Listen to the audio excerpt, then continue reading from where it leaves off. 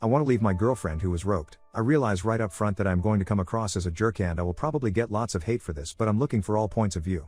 Also, this is going to be very long because I just don't know what to leave out and honestly I need to vent some. Here is the story. A year ago, actually a year and a month ago, my girlfriend was roped as she was leaving work. Thankfully she was not unalived, however her attacker did threaten her with a weapon. Fortunately the store she works at had cameras in the parking lot, and between them getting video of the attack and the bank across the street getting the attacker's car on camera, the police were able to catch him within a day. Between the video and DNA testing he did not even contest, he just plead guilty in exchange for not receiving the max. Since there were aggravating circumstances, the weapon, the judge gave him a 20-year sentence, and with time for good behavior he can be out in about 10 years, give or take.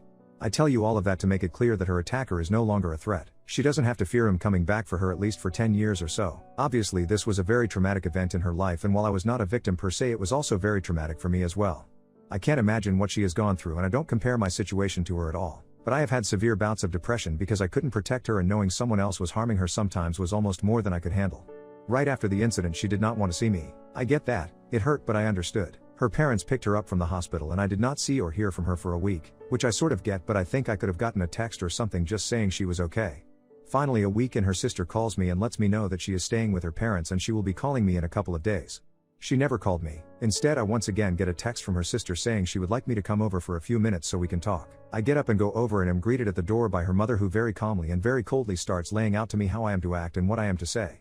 I am further instructed to not attempt to make any physical contact with her, as in hug or anything. Okay, again I get it, major trauma. I'm sure they have been coached by therapists/counselors or something in what to say and do around her, so I play along.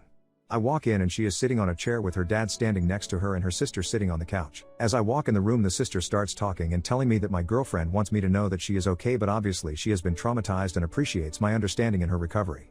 She never said one single word to me and barely looked at me. Again, this was right after the event and I'm understanding that this is how it has to be. But honest to God, that entire conversation was just awkward as hell. I leave, go home and attempt to focus on how I can help her. I start Googling how to deal with a rope survivor and what I can expect. She starts going to therapy initially 2 times a week, then after 2 months it goes down to 1 day a week. In the meantime she finally makes contact with me and asks to meet at a coffee shop. I get there and she is already there and waiting. At this point in time they had her so medicated that I was dealing with a zombie for the most part. There was no emotion and she was very methodical in her speech. Basically she wanted to get together that day to tell me that she couldn't go out with me for a while until she got past some issues she was dealing with. Of course I told her I understood. This was almost a month after the attack and this was our first conversation by ourselves, so I was already living under this assumption. I told her I would be there for her and that whatever she needed, whether that be space or a shoulder to cry on or anything, I was there for her. I started to tell her that I loved her and she stopped me. She told me that right now she didn't want to hear that and that I had to respect her wishes. I was once again a little hurt and frankly surprised, but I said whatever she wanted. She starts texting me the next day. Little things, nothing important, but I think it is a big step in getting back to where we were. This goes on for another month and a half. I finally asked her at the month and a half mark if we could meet for dinner. She didn't reply for 2 days and then said that she had to wait for to talk to her therapist. Finally she agrees to this but sets the date for another month away. Now mind you, this is almost 4 months after the attack and so far I've had one physical conversation with her in person and one bizarre conversation with her and her family. Oh yay, I need to mention this. I am not being updated on her progress by anyone. Granted, I realize that I am not officially family nor am I entitled to do anything, but it would have been nice to just get a text or call or something from someone telling me that she was doing good in therapy or was not or anything. We go out to eat at a small bistro that we ate at all of the time. I met her there and I was waiting for her to show up. After sitting for a half hour waiting, I text to see what was up. I just get a text of on my way. She finally arrives and sits down. I ask her how she has been and she snapped at me and told me to not ask her personal questions. We ate and after dinner I wanted to just sit and talk because I missed the person I had talked to almost every day for the previous 3 years. But when she was done eating she said that she was ready to go home. I asked her if she could stay for just a few minutes to talk, but I could see that she was becoming physically anxious and I did not want to upset her, so I said that I loved her and missed her. She just walked away. She goes back to texting me the next day like nothing had been wrong. We actually start to see each other once a week for lunch and she is getting more and more comfortable with being out, so she sits and talks a while.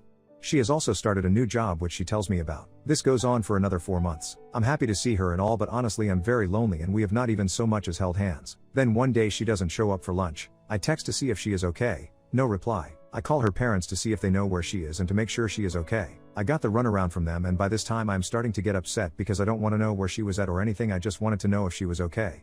After actually saying that, her mom says, yes she is okay but don't expect to hear from her for a while. Well, that makes me start to thinking she has had a relapse and is in the hospital. But what can I do? All I do is go home and try and take my mind off of it. 2 weeks pass with nothing from anybody. I'm trying my best to be reasonable here, but basically I call her sister and ask if she is still alive or what. She knew I was getting frustrated, so she apologizes, but that her sister told them to specifically not let me talk to her. At this point I break down. I don't know what I've done wrong here. I have not pushed her. I have not tried to get her to be with me in any way other than to just talk to me, and even then I have had very generic conversations so as to not upset her. I then get a text from her asking if I would meet with her at an address I wasn't familiar with, but once I looked it up I determined this was a therapist office. I am told be there at 4, which meant I had to leave work early to get there. I check in at the front desk and I'm told that the therapist wants to speak to me alone for a few minutes. She comes in and I now know where the parents were getting this from, because after formally greeting me she then started to provide me with a list of do's and don'ts. She then told me that my GF wanted to speak to me and had something to tell me. I go in and she is sitting on one chair and I am instructed to sit in the other. She has a box of tissues and has been crying. The therapist tells me that I am here because my girlfriend has something to tell me and that she wanted the safety of therapist office to feel safe. She then proceeds to tell me that the reason she did not meet me for lunch that day is because she was with another guy, somebody from her new job, and that they had been intimate with each other. She might as well have taken a weapon out and shot me. It couldn't have hurt anymore. I just drop my head and begin to cry. The therapist then pipes in with some logic about her taking back her sexuality since she was attacked and how this wasn't cheating in the same sense of cheating. My girlfriend then proceeds to tell me that she does not want to lose me and that she is just very messed up in the head and that it was a one-time thing and blah blah blah. I feel very trapped at that moment. I felt like I was ganged up on, and the more I set the matter I got. I finally just said to her, "You haven't so much as held my hand in the past half year, yet you can go F some guy you met at work while I sit like an idiot waiting for my junior high like date."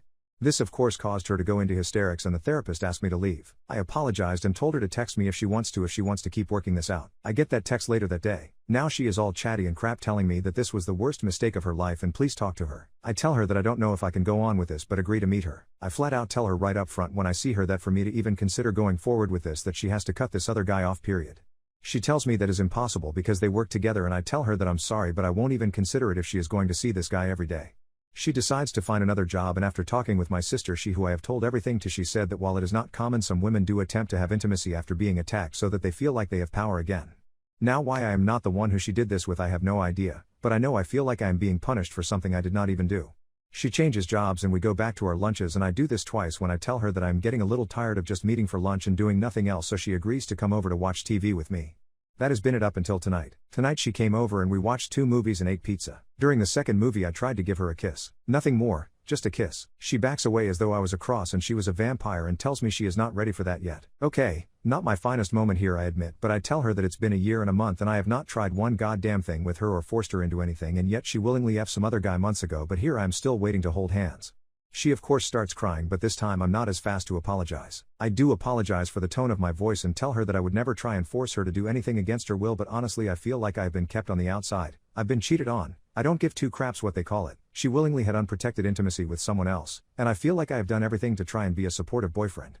I tell her that honestly I don't want her to text me until I decide what I'm going to do. I don't want to be unfair to her, but by the same token a year is a long time and we are really no closer to being back to normal than we were 6 months ago, and I have no idea how long this will go on. Now here is the part where if you didn't think I was jerk before, you will now. I am just tired of not having intimacy. Look, I certainly understood not trying anything right afterwards and even months afterwards, but it's been over a year and we're not even holding hands, and frankly the fact that she has been with someone else since this incident is unaliving me inside. So I told her that I'm going to think things through and promise to talk with her next week sometime. But as it stands tonight I think I'm done. I love her. I hate the idiot who ruined both of our lives. I know this isn't her fault and I hate that I feel like crap no matter what I do. If I stay I'm going to be resentful, and even if she comes over tomorrow and has intimacy with me it will feel like either pity intimacy or desperation intimacy. But I know ending this will be punishing her for something that isn't her fault either. Advice? My god, this is way too long. TL, Dr. GF was roped over a year ago. In the meantime I have given her space and let her deal with things as she deems fit. We have not been together intimately since the attack. She on the other hand has been with another guy since. I think I'm done but looking for advice.